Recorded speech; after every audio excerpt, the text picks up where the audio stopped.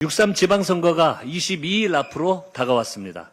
이번 지방선거는 지난해 6월 3일 이재명 대통령 당선 이후 정확히 1년 만에 치러지는 전국 단위 선거입니다. 총칼로 무장한 계엄군을 맨몸으로 막아낸 우리 국민은 나라를 망친 윤석열을 탄핵하고 중앙 권력을 교체했습니다. 1년이 지난 지금 이제는 윤석열을 등에 업고 지역을 망친 지방 권력을 교체할 차례입니다. 광기와 망상의 윤석열 내란 세력은 법의 심판을 받고 있습니다. 무능하고 무책임한 윤석열의 지방 권력은 투표로 심판받을 것입니다. 6.3 지방선거 승리는 위대한 국민께서 시작한 빛의 혁명을 완성하는 일입니다. 또한 이재명 정부와 국민의 성공, 대한민국의 대도약을 앞당기는 대전환의 마중물이 될 것입니다. 민주당은 중동 위기 극복과 민생 안전을 최우선으로 하는 일 잘하는 지방정부를 만들겠습니다. 진실하고 성실하게, 절실하고 겸손하게 6월 3일 국민의 승리를 위해 전력 질주하도록 하겠습니다. 당정청은 중동 위기 극복과 민생 안정을 위해 비상하게 대응하고 있습니다. 민주당은 지난주 시급한 민생 법안 115건을 처리했습니다. 국민의 고유가 부담을 덜어드리는 여객 화물운수 사업법과 부동산 시장 정상화를 위한 부동산 거래 신고법 등이 대표적입니다. 국민 안전을 국민의 기본권으로 규정한 생명안전기본법도 마침내 국회를 통과했습니다. 또한 AI 데이터 센터 지원과 영농형 태양광 사업 지원 등 중요한 경제 법안들도 함께 처리했습니다. 중동 상황과 관련 이재명 대통령께서는 물가 안정과 원유, 핵심 품목 수급 안정에 총력을 다하라고 강조하셨습니다.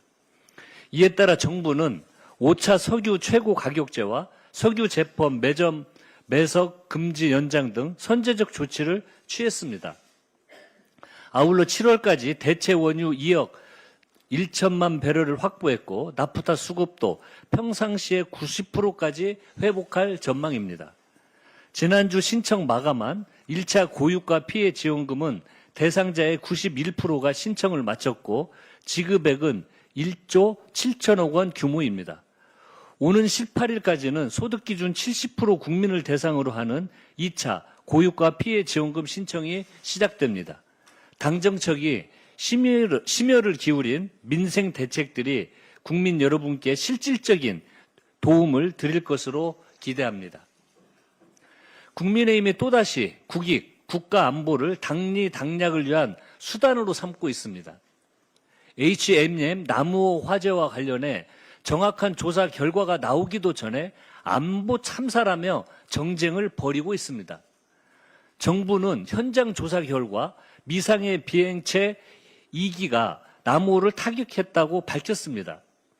이어 발사 주체, 정확한 기종, 물리력 크기 등을 확인하기에는 제약이 있는 상황이라며 수거된 잔해 등을 전문기관을 통해 추가 분석하고 원인 규명에 최선을 다하고 있습니다. 우리 정부와 민주당은 민간 선박에 대한 공격은 정당화되거나 용납할 수 없다는 강력하고도 일치된 입장을 가지고 있습니다. 그런데 국민의힘은 이를 두고 정부 대응이 늦고 설명이 모호하다며 장동혁 당대표는 조사 결과에 이란이라는 단어가 빠졌다는 발언까지 서슴지 않았습니다. 정밀한 과학적 증거 없이 섣불리 공격 주체를 특정하는 것은 호르무즈 해협에 발이 묶인 우리 선박 26척을 위험에 빠뜨릴 수 있습니다. 장 대표는 우리 정부가 국제적십자위원회를 통해 이란에 인도적 지원한 것에 대해서도 이란에 돈을 갖다 바쳤다면서 이 돈이 우리 선박을 공격한 드론으로 돌아왔을지 모른다고 망언을 내뱉고 있습니다. 국민의힘은 한미 동맹 간의 신뢰까지 흔들기 위해 한미 공조와 한라인을 통해 비행체 발사 지점조차 신속히 확인하지 못했다며 확인되지 않는 내용을 사실인 것처럼 발표했습니다. 도대체 국민의힘은 어느 나라 정당입니까? 아무 근거도 없는 망상에 가까운 괴담을 퍼뜨리며 정부를 흠집내는 것도 모자라 국민을 위험에 몰아넣고 국익과 한미 동맹까지 훼손하고 있습니다. 국민의힘은 지금 즉시 국가 안보를 팔아 표를 구걸하는 망동을 즉각 멈추십시오. 민주당은 국가 안보는 물론 외교 관계까지 정쟁의 볼모로 삼는 매국적 시도에 단호히 맞서겠습니다. 정부가 정밀한 조사를 통해 사실을 확인하고 국익을 수호하는 데 흔들림 없이 매진할 수 있도록 뒷받침하겠습니다.